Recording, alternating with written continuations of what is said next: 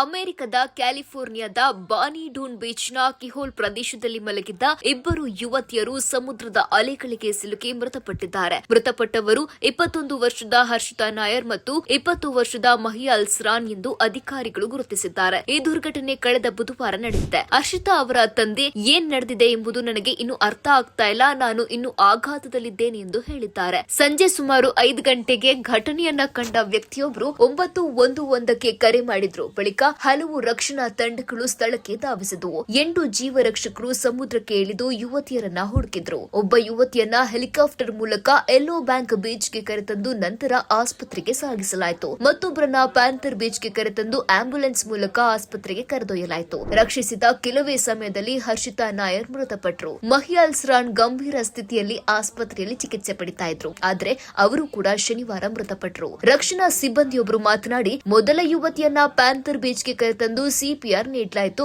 ಎರಡನೇ ಯುವತಿಯನ್ನ ಸ್ವಲ್ಪ ದೂರದಲ್ಲಿ ಪತ್ತೆ ಹಚ್ಚಿ ಯೆಲ್ಲೋ ಬ್ಯಾಂಕ್ ಬೀಚ್ಗೆ ತರಲಾಯಿತು. ಬಳಿಕ ಹೆಲಿಕಾಪ್ಟರ್ ಮೂಲಕ ಅವರನ್ನ ಮೇಲಕ್ಕೆತ್ತಿ ಚಿಕಿತ್ಸೆ ನೀಡಲಾಯಿತು ಎಂದು ತಿಳಿಸಿದ್ದಾರೆ. ಹರ್ಷಿತಾ ನಾಯರ್ ಮತ್ತು ಮಹಿಯಾ ಅಲ್ಸ್ರಾನ್ ಯಾರು? ಇಬ್ಬರು ಕ್ಯಾಲಿಫೋರ್ನಿಯಾದ ಫ್ರೀಮಾಂಟ್ ನಗರದ ನಿವಾಸಿಗಳು. ಹರ್ಷಿತಾ ನಾಯರ್ ಅವರು ಯೂನಿವರ್ಸಿಟಿ ಆಫ್ ಕ್ಯಾಲಿಫೋರ್ನಿಯಾ ಬ್ಯಾರ್ಕ್ಲಿನಲ್ಲಿ ಕಾನೂನು ಅಧ್ಯಯನ ಮಾಡ್ತಾ ಇದ್ರು. 2027ರಲ್ಲಿ ಪದವಿ ಪಡಿಬೇಕಾಯಿತು. ಮಹಿಯಾ ಅಲ್ಸ್ರಾನ್ ಅವರು ಸ್ಯಾನ್ ಜೋಸ್ ಸ್ಟೇಟ್ ಯೂನಿವರ್ಸಿಟಿಯಲ್ಲಿ ಸಾರ್ವಜನಿಕ ಆರೋಗ್ಯ ವಿಷಯದಲ್ಲಿ ಓದ್ತಾ ಇದ್ರು. ಇಬ್ರು 2023ರಲ್ಲಿ ವಾಷಿಂಗ್ ಹೈಸ್ಕೂಲ್ನಿಂದ ಪದವಿ ಪಡೆದಿದ್ರು. ಅಪಘಾತ ಹೇಗೆ ಸಂಭವಿಸಿತು? ಸ್ಥಳೀಯ ಅಗ್ನಿಶಾಮಕ ದಳದ ಅಧಿಕಾರಿಗಳು ಕೈಲ್ ಬ್ರಿಟನ್ ಅವರ ಪ್ರಕಾರ ಇದು ಅಪಾಯಕಾರಿ ಸ್ಥಳವಾಗಿದ್ದು ಅಕಸ್ಮಾತ್ ಆಗಿ ಬರುವ ದೊಡ್ಡ ಅಲೆಗಳು ಜನರನ್ನ ಸಮುದ್ರದೊಳಗೆ ಎಳೆದುಕೊಂಡು ಹೋಗುವ ಸಾಧ್ಯತೆ ಇದೆ. ಅವರು ಹೇಳುವಂತೆ ಅಲೆಗಳು ಏಕಾಏಕಿ ಒಳಗೆ ನುಗ್ಗಿ ಮಲಗಿದ್ದ ಇಬ್ಬರನ್ನು ಹೊಡೆದು ಸಮುದ್ರಕ್ಕೆ ಎಳೆದುಕೊಂಡು ಹೋದವು. ಈ ಪ್ರದೇಶದಲ್ಲಿ ಜನರು ಆಗಾಗ ಸಿಲುಕಿಕೊಳ್ಳುವ ಘಟನೆಗಳು ನಡೀತಾ ಇರ್ತವೆ. ಈ ದುರ್ಘಟನೆ ಸಮುದ್ರ ತೀರದ ಅಪಾಯಕಾರಿ ಪ್ರದೇಶಗಳಲ್ಲಿ ಎಚ್ಚರಿಕೆಯಿಂದ ಇರಬೇಕೆಂಬುದನ್ನು